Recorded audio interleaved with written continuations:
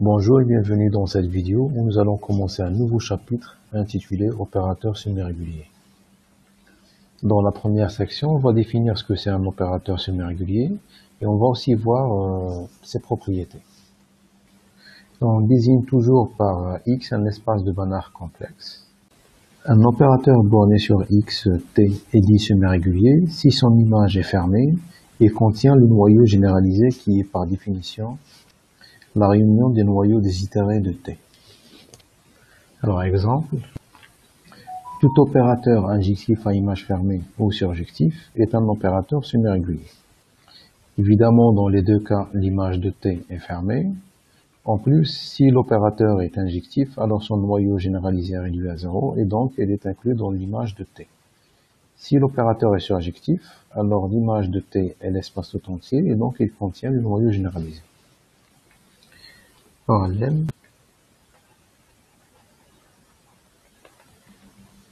Si T est un endomorphisme agissant sur un espace vectoriel, alors les assertions suivantes sont équivalentes. Le noyau de T est inclus dans l'image généralisée de T, qui est par définition l'intersection des images des itérés de T. Équivalent au noyau généralisé de T inclus dans l'image de T. Équivalent au noyau généralisé de T inclus dans son image généralisée.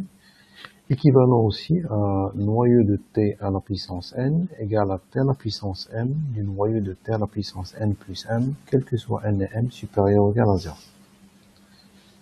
Alors preuve. Alors montrons que 1 implique 2. Alors la première assertion implique que le noyau de T est inclus dans l'image de T. Alors supposons que le noyau de Tk est inclus dans R de T. Et montrons que le noyau de T à la puissance k plus 1 reste dans l'image de T. Alors, soit x est un vecteur dans le noyau de T à la puissance k plus 1, alors T à la puissance k de x appartient au noyau de T, qui est inclus dans l'image de T, plutôt l'image généralisée de T, qui est lui-même inclus dans l'image de T à la puissance k plus 1. Ce qui implique que T à la puissance k de x égale à T à la puissance k plus 1 d'un certain y appartenant à x. Il vient donc que x moins ty appartient au noyau de T à la puissance k, qui est par hypothèse inclus dans l'image de T. D'où x appartient à l'image de T. Par suite, le noyau généralisé est inclus dans R de T. Montrons que 2 implique 3. Par l'assertion 2, on a le noyau généralisé de T inclus dans l'image de T.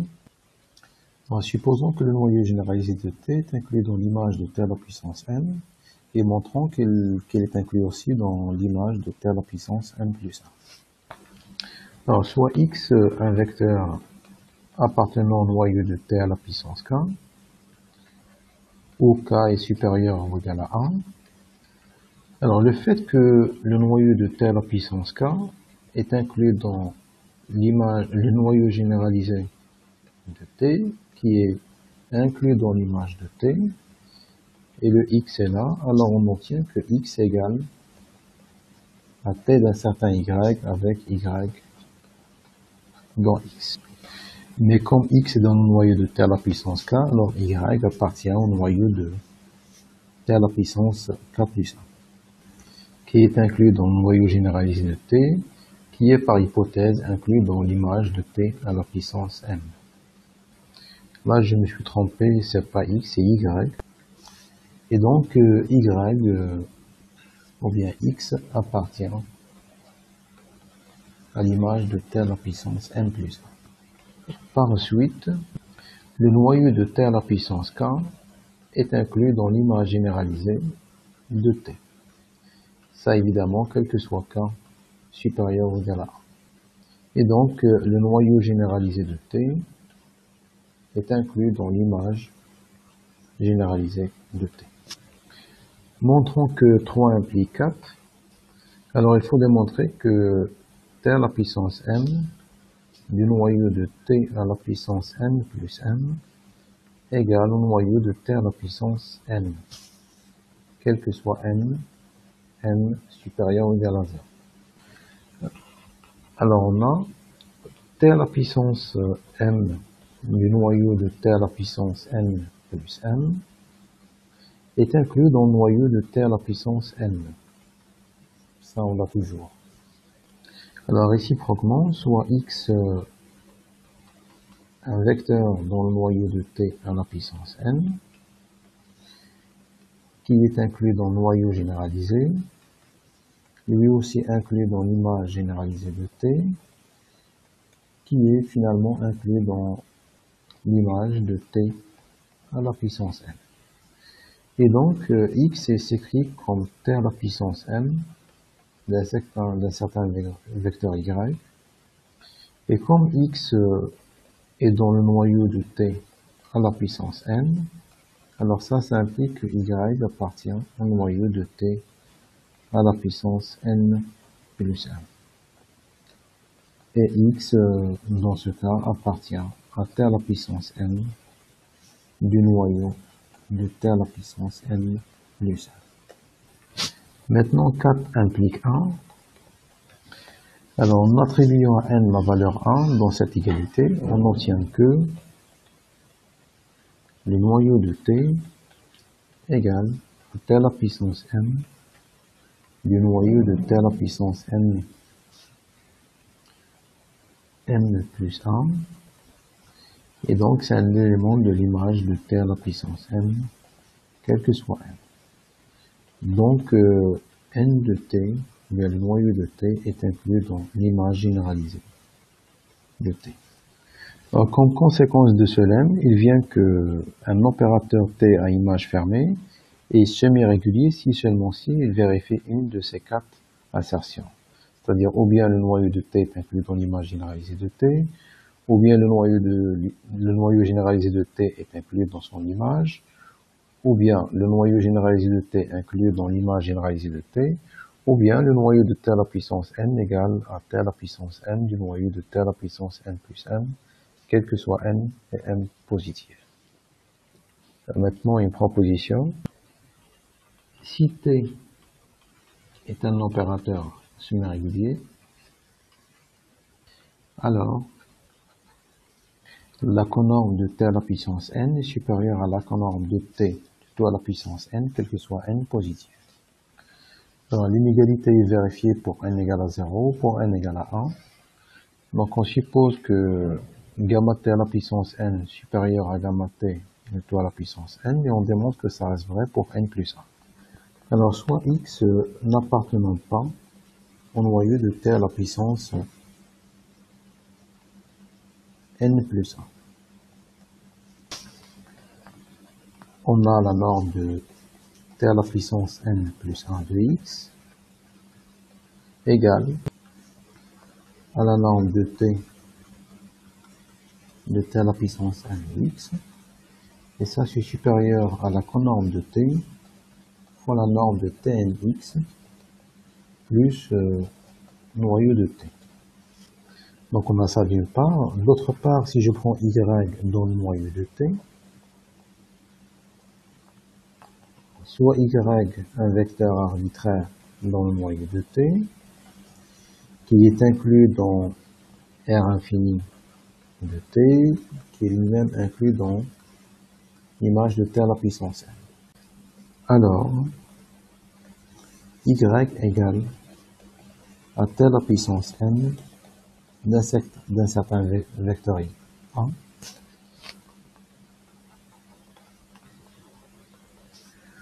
Où A appartient à X, mais comme Y appartient au noyau de T, on a A dans le noyau de T à la puissance N plus 1. Il vient donc que la norme de T à la puissance N de X plus Y, c'est la norme de Tn de X plus 1.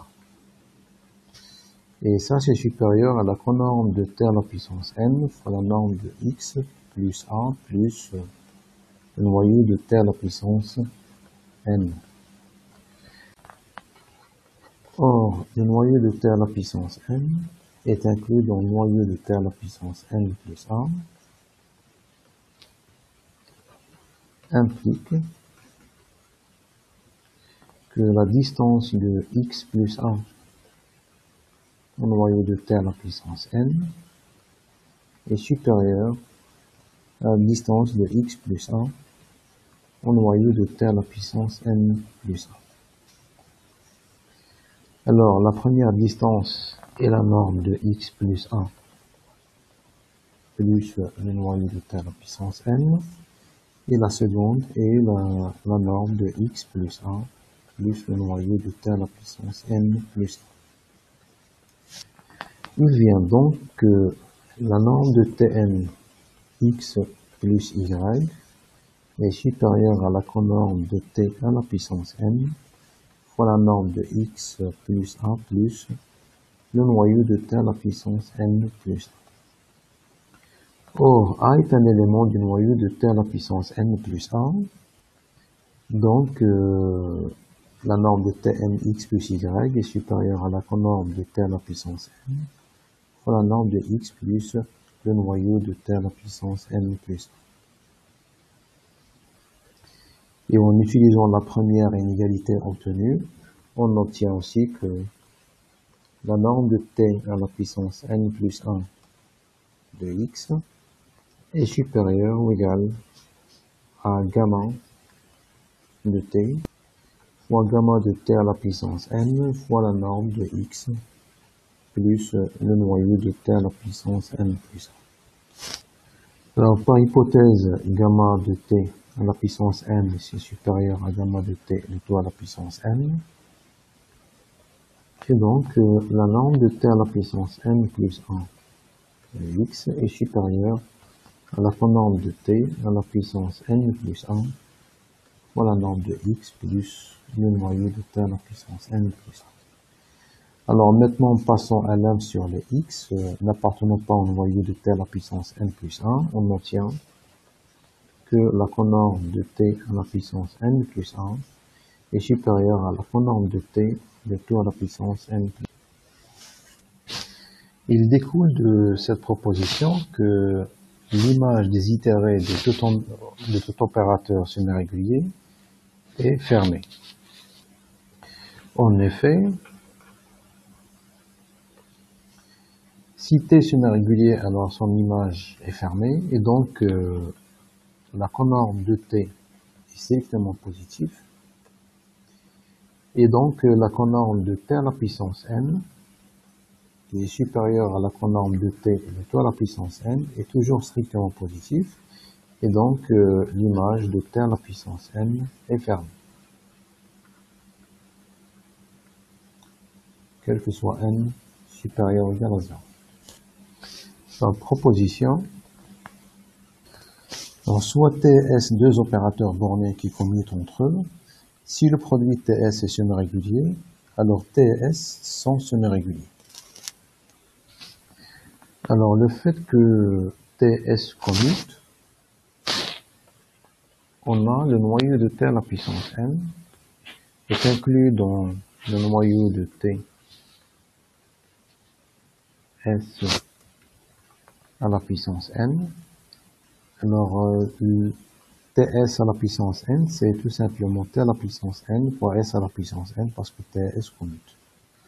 Et le fait que Ts est semi-régulier, ça implique que le noyau de Ts à la puissance n est inclus dans l'image de Ts, qui est inclus lui-même dans l'image de T.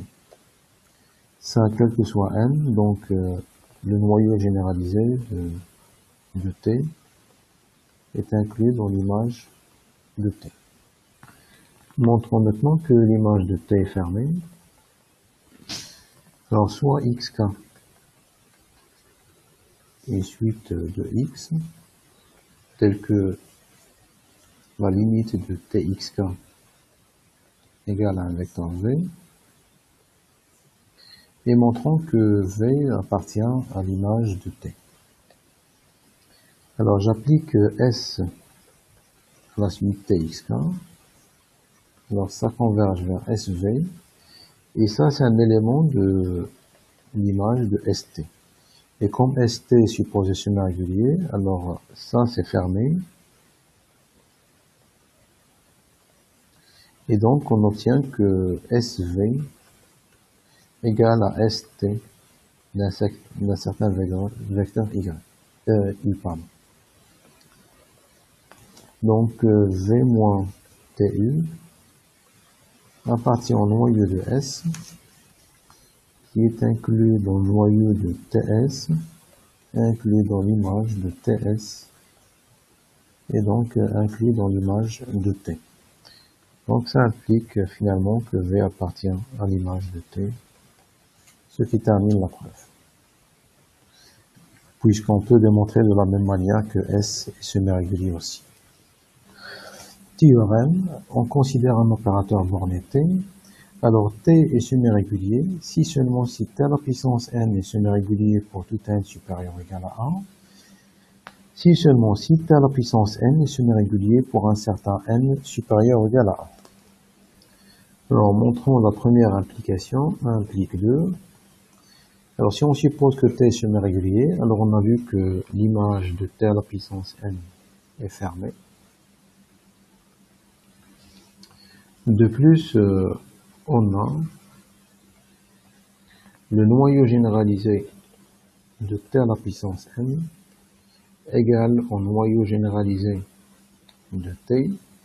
Et comme T est semi-régulier, alors c'est inclus dans l'image généralisée de T, qui est égale à l'image généralisée de T à la puissance n. Et donc, T à la puissance n est semi-régulier. 2 implique 3 est clair. 3 implique 1. Alors, cette implication découle immédiatement de résultats précédents parce que si T à la puissance n est semi-régulier, alors forcément T est semi-régulier.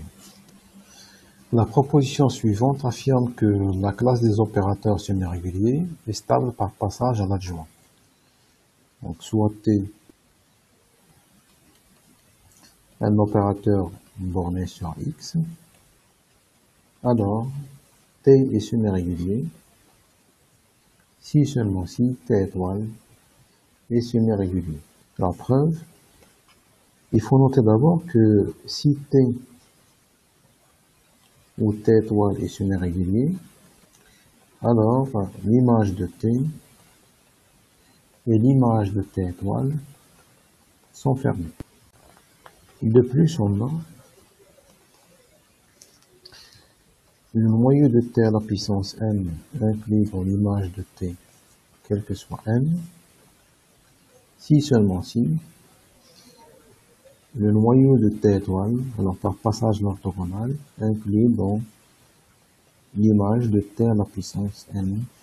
Alors là, j'utilise le fait que l'image de T à la puissance n est fermée. Alors je modifie légèrement ici. Si T ou T étoile est semi-régulier, alors l'image de T à la puissance n et l'image de T à la puissance de T étoile à la puissance n sont fermées.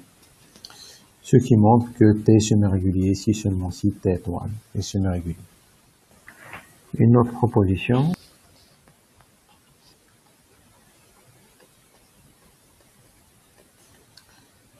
Soit T un opérateur semi-régulier,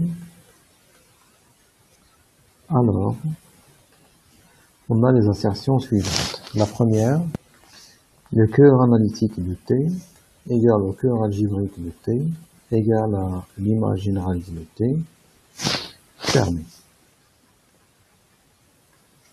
Alors la fermeture est claire parce que l'image de T à la puissance n est fermée quel que soit n, et donc quand on passe à l'intersection, ça reste fermé, donc l'image généralisée d'un opérateur semi-régulier est toujours fermée. La deuxième assertion, quel que soit x dans x, Tx appartient au cœur algébrique de T, si seulement si x appartient au cœur algébrique de T. Alors on sait que le cœur algébrique est un sous-espace invariant par T, donc cette implication est claire. Donc il faut démontrer juste que si Tx appartient au cœur algébrique, alors X lui aussi appartient au cœur algébrique de T.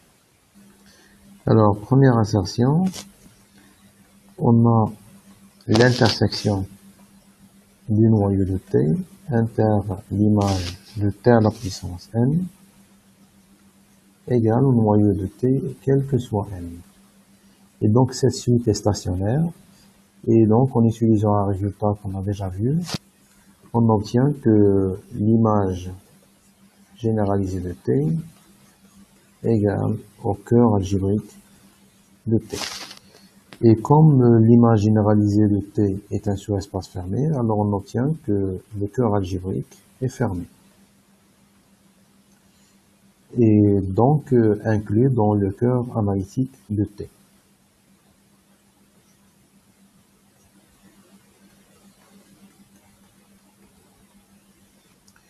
Or, on sait que le cœur analytique est toujours inclus dans le cœur algébrique, et donc toutes ces inclusions deviennent des égalités. Alors maintenant, deuxième assertion, si Tx appartient au cœur algébrique de T, qui est égal à T du cœur algébrique de T, alors Tx égale à Ty avec y dans le cœur algébrique de T. Et donc x moins y appartient au noyau de T qui est inclus dans l'image généralisée de T qui est égale au cœur algébrique de T. Et comme y est dans le cœur algébrique, alors on obtient que x appartient au cœur algébrique de T. Alors, comme exemple d'opérateurs semi-réguliers, on a vu que les opérateurs injectifs à image fermée et les opérateurs surjectifs constituent des opérateurs semi-réguliers. La proposition suivante donne une caractérisation très importante des opérateurs semi-réguliers en termes des opérateurs surjectifs et injectifs à image fermée. Donc T est semi-régulier si seulement si il existe un sous-espace fermé M tel que, au début de cette vidéo, on a vu que les opérateurs injectifs à image fermée et les opérateurs surjectifs sont des exemples d'opérateurs semi-réguliers. La proposition suivante donne une caractérisation très importante des opérateurs semi-réguliers en termes des opérateurs injectifs à image fermée et des opérateurs surjectifs. En effet, on a T semi-régulier si seulement si on peut trouver un sous-espace fermé invariant par T tel que T induit sur M un opérateur surjectif et sur le quotient de X par M un opérateur injectif à image fermée. Alors si T est semi-régulier, alors on prend M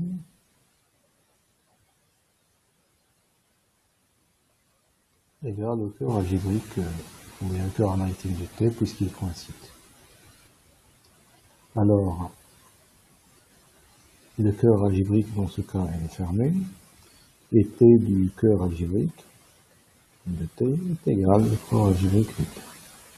De plus, l'opérateur T quotienté par le cœur algébrique de T est injectif parce que si je prends x dans x tel que Tx plus M, Tx plus cœur algébrique de T égale au cœur algébrique de T, si seulement si Tx appartient au cœur algébrique de T, et on vient de démontrer dans le résultat précédent que ça c'est équivalent à x dans le cœur algébrique de T. Et donc, T quotienté par le cœur algébrique de T est un opérateur injectif.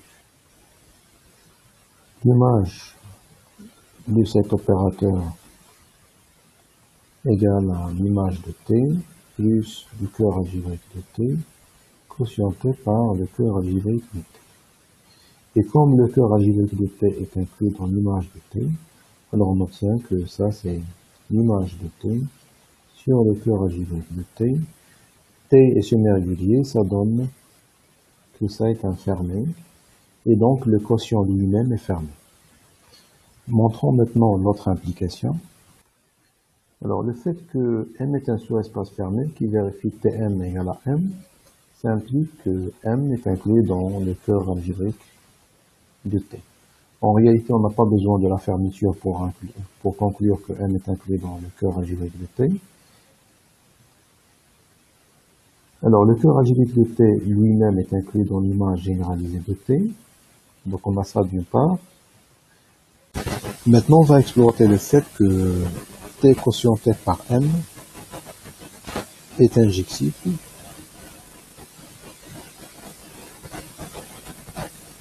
Donc si on prend X appartient au noyau de T, alors X plus M appartient au noyau de T quotienté par M qui est égal à 0. Et donc X appartient à M. D'où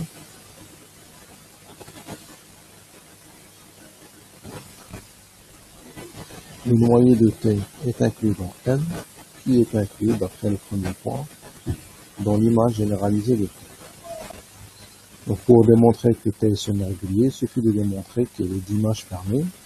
Et là, on va exploiter la dernière chose, c'est que T quotienté par M est à image fermée. Et donc, R de T quotienté par M qui est égal à R de T plus M quotienté par M. Alors, on sait que M est inclus dans l'image généralisée, donc inclus dans l'image de T. Et donc, ce quotient, c'est exactement l'image de T quotienté par M. Et comme ça, c'est fermé, on obtient que l'image de T est fermée. Avant de passer au résultat suivant, j'aimerais faire une petite remarque. Alors, on considère un opérateur T borné sur X. M et N, deux sous-espaces fermés tels que X est la somme directe de M et N. T de M égale à M, c'est-à-dire que T est restreinte à M est surjectif. N est invariant par T et T restreinte à N est injectif à image fermée. Alors, T est semi-régulier. En effet, ce diagramme est commutatif, c'est-à-dire que T restreint à N, c'est pile moins 1, rond T quotienté par N, rond pi. Et comme pi est bijectif, alors le fait que T reste quotienté,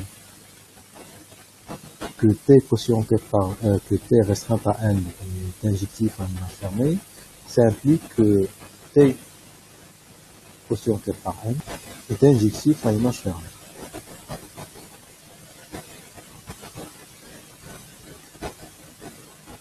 Et donc, d'après ce qu'on vient de voir, on a T semi-régulier.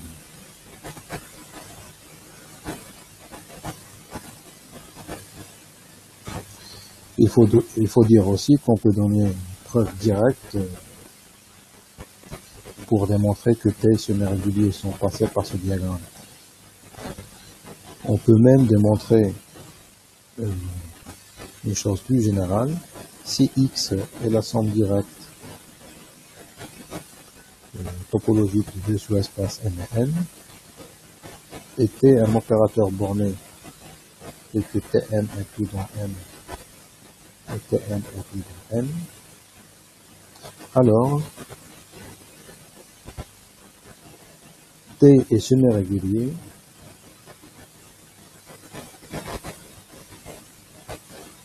si seulement si T restreint à N et T restreint à N. La proposition soit T un opérateur semi-régulier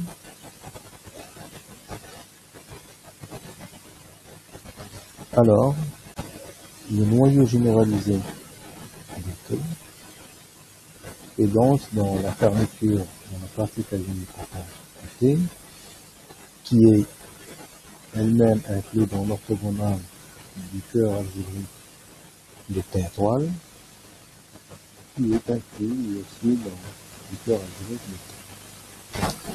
Alors d'abord, le fait que le noyau généralisé de T est inclus dans la partie quasi-profonde, lorsqu'on passe à l'adhérence, on observe que la fermeture du noyau généralisé est inclue dans la fermeture de la partie quasi-profonde. Maintenant, on considère X dans X moins la fermeture du noyau généralisé. Alors, si on pose delta, c'est la distance de X au noyau généralisé, c'est une positif qui est strictement positif. De plus, on a la norme de T à la puissance mx, c'est supérieur à la norme, la conorme de T à la puissance n, soit la norme de x plus le noyau de T à la puissance n. Et ça, c'est supérieur à... Alors d'abord, c'est égal à gamma T à la puissance n pour la distance de x au noyau de T à la puissance n. Et comme le noyau de T à la puissance n est inclus dans la fermeture de l'image généralisée, on obtient que la norme de Tnx est supérieure à gamma T de tout à la puissance n, donc ça on a déjà démontré, à la distance de x au noyau généralisé de T. Et ça c'est gamma T à la puissance n fois delta. Et donc, la norme de Tnx à la puissance 1 sur n est supérieure à gamma T fois delta 1 sur n. Et on sait que ça ne tend pas vers 0. Donc, x n'appartient pas à 0 de t. D'où H0 de t est inclus dans le noyau général de t, bar, et donc H0 de t bar est inclus dans la fermeture du noyau généralisé. Et donc on obtient finalement l'égalité. Je reviens à ces inclusions. En réalité, la deuxième inclusion, ou bien la première inclusion, c'est une égalité. Alors, pour démontrer la deuxième qualité, il faut remarquer d'abord que le noyau généralisé de T est inclus dans le cœur de T, et donc la fermeture du noyau généralisé reste dans le cœur de T qui est fermé. Et on sait que ça, c'est aussi la fermeture de la partie quasi-mutante. D'autre part, on a la partie quasi-mutante de T, on a démontré qu'il est inclus dans l'orthogonale du cœur analytique de T étoile. Et comme T étoile est aussi semi-régulier, alors le cœur analytique est égal au cœur algébrique de T étoile. Montrons maintenant l'autre inclusion. Alors le fait que le noyau de T à la puissance n est inclus dans la partie quasi-mutante de T, quel que soit n, ça implique que, alors là je peux mettre en avance bien sûr, ça implique que l'orthogonale de la partie quasi-mutante est inclus dans l'image de T étoile à la puissance quel que soit. Et donc, cette orthogonale est inclue dans l'image généralisée du T étoile qui est égale au cœur du T étoile parce que T étoile est une régulier. Et donc, on obtient que l'orthogonale du cœur algébrique de T étoile est inclus dans la fermeture de la partie quasi-mutante. Ce qui termine la preuve. Alors maintenant une nouvelle proposition. Soit un opérateur semi-régulier, Alors T, la fermeture de la partie quasi-nilpotente est égale à la fermeture de la quasi-nilpotente, la partie quasi-nilpotente. Alors pour la preuve, on va démontrer d'abord que T de la partie quasi-nilpotente est égale à la partie quasi-nilpotente. Alors on sait que la partie quasi-nilpotente est un sous-espace en valeur T, donc il faut démontrer juste cette inclusion. Donc je prends X appartient à H0 de T,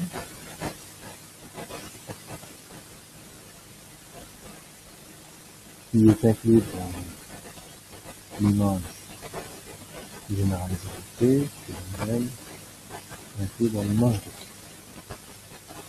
Et donc X s'écrit comme T d'un certain périmètre avec Y en X. Et on a déjà démontré que si T de Y appartient à la partie quasi-nilpotente, alors forcément Y appartient à la partie quasi-nilpotente de T. Et donc X appartient à T de la partie quasi-nilpotente de T. Maintenant il vient que du fait que T de H0 de T égale à H0 de T, on obtient, et bien sûr H0 de T inclut son adhérence, on obtient que T de la fermeture de H0 de T est inclus dans H0 de T. Pour établir notre inclusion, on va utiliser l'opérateur induit par T sur X quotienté par le noyau de T, la valeur dans l'image de T, définie par T tilde de X plus noyau de T égale à Tx. Alors le fait que la fermeture de la partie quasi-nilpotente est un sous-espace fermé qui contient le noyau de T, alors on obtient que H0 de T, sa fermeture quotientée par le noyau de T, fermé. Or, T tilde est un isomorphisme, donc l'image de ce quotient par T tilde est un sous-espace fermé. Donc on obtient que T tilde de H0 de T bar sur le noyau de T est fermé. Et ça, bien sûr, c'est T de H0 de T bar. Ensuite, H0 de T qui est égal à T de H0 de T inclus dans T de H0 de T bar.